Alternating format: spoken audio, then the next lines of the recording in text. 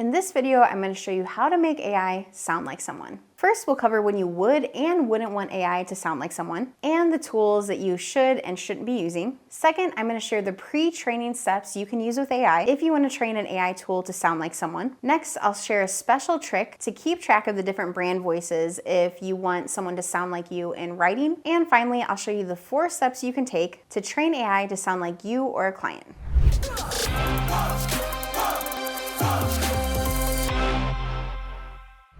All right, so first things first, when would and wouldn't you want to train AI to sound like someone? If you're training AI to sound like you, whether that's in voice or in text, perfect. You can use the voice version of this for podcasts, for trainings. You can use the written version for writing emails, social posts, blog posts, pretty much any kind of written content. If you're doing this for someone else, I wouldn't recommend training an AI voice for them. I would have them set that up themselves, and then you can utilize it with their permission, of course. This would be like if you're a freelancer and you're working for someone who wants to do podcast episodes, but they hate recording stuff out loud. This would be an excellent example of that. This might be a time where you want them to set up their AI voice, and then they give you access so you can go in and train it and upload the podcast text that their AI voice can then read. So what kind of pre-training steps do you need to make AI sound like you or like someone else? First, let's talk about the voice side of it. If you want to train AI to sound like your voice, I'm going to recommend you use a tool called 11 Labs. Another tool called Descript is pretty good as well, but 11 Labs is my favorite. First, you'll go to 11labs.io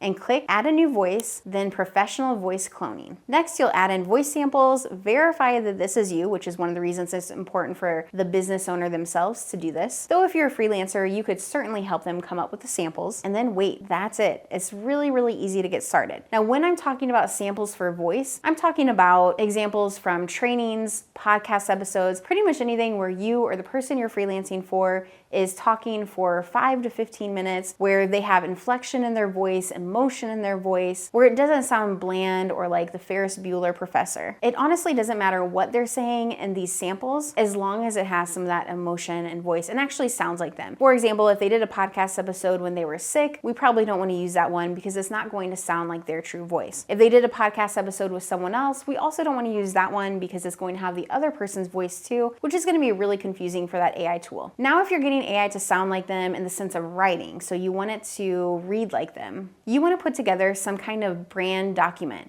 This is what their brand voice is. This is how they normally sound, words they do and don't use. Now, there's going to be some words that they know in their industry are words that they're not ever going to use. We want to make sure that ChatGPT, which is the tool that we're using, or Claude, if you want to capture somebody's brand voice and get an AI tool to write like them, I recommend using either Claude or ChatGPT. Typically, my copywriting friends like Claude better. ChatGPT is great all around. If you're using the newest version of it, I prefer ChatGPT 4.0 versus Claude in most situations. In the brand voice document, we want to have a list of common words and phrases that they use, and then if there's anything they're not going to say, we want that in here too. For example, somebody I worked with years ago in my copywriting business used to say things like king of the castle. After a while though, she decided she didn't want to use that phrase anymore. Instead, she wanted to use Queen of the Castle. Because she had used it so often in her previous emails and didn't even realize she had made that transition to a different way of saying things, we started to use King of the Castle. Once she saw those emails, she said, oh, actually, we don't use that anymore. They may not realize what they use and don't use until they see it. So that's why it's important if you're a freelancer, if you're a copywriter, to go over this information with them before training whatever AI tool you're using. My preference is ChatGPT or Claude. Some people like using GPTs. I just don't think they're there yet, but do what works for you.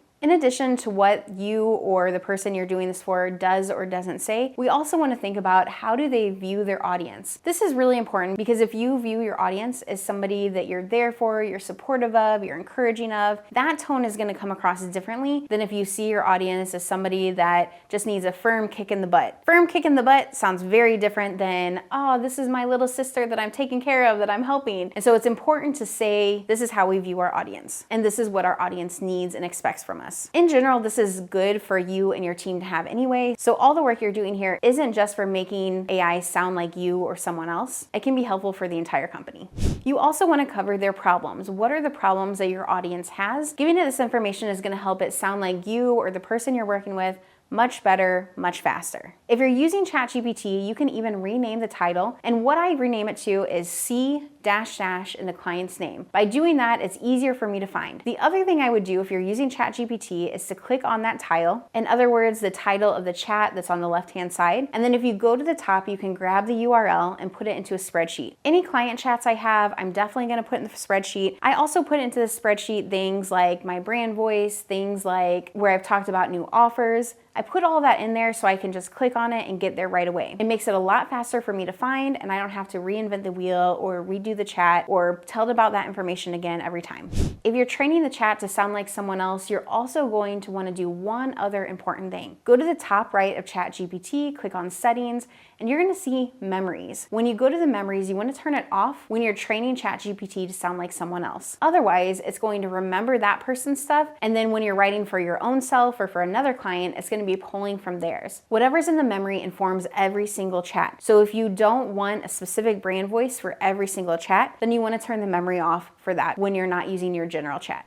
I mentioned GPTs earlier. This is like a bot in ChatGPT. You can absolutely use these. I have found them to be a little bit glitchy still, but I think in the next 6 months, they should be working really well. If you want to use a GPT, you can go to your settings and then My GPTs. Then you're going to click Create New GPT. At the top on the left-hand side, you're going to click Create, and you're going to tell this GPT what it's about. Maybe it is the copywriter for your client. Whatever it is, you're going to tell it its role. I want you to think like a professional copywriter who works with this particular person, or I want you to act like a ghostwriter for this particular person. Then you'll scroll down, allow the code option, and then upload any knowledge-based documents that we talked about earlier, like the brand voice, what you do and don't say, who your audience is, and then you're going to click Save. This is essentially train the GPT. Now, I like to do a little bit more where I test it out, I go back and forth, and I give it feedback, just like I would a chat. If you're worried about it being glitchy, you can also create a chat at the same time that does this as well. That way you have two options when you're using someone's brand voice. The other things you can do to make the chat sound like someone else is by uploading transcripts. And again, we're talking here about a client. I'm not saying steal from other people. I'm saying if you have a client that you're working with and they need some help with this, this is what I would do.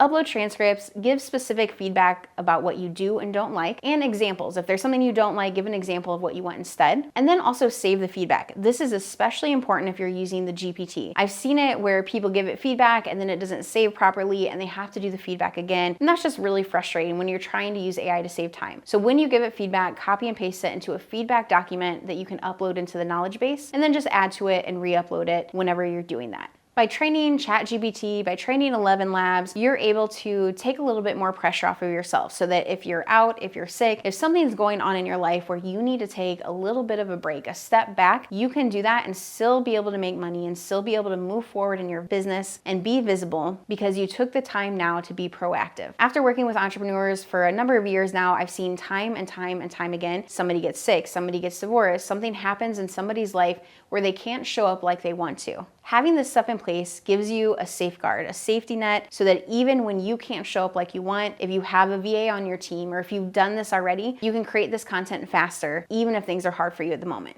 Now, if you like saving time and you want to save more of it using AI, but you're not sure what tools to use, or you find yourself getting in the weeds of all the tools that are out there with new AI tools coming out every single week, I've got good news for you. I've done the hard work, the legwork of testing out all these AI tools, of spending money on all these AI tools, seeing what works and doesn't work, and I came up with my top AI tools list. All you have to do to get it for free is click the link that comes with this video. My name is Brittany Long. Get the top AI tools list by clicking the link that comes with this video today.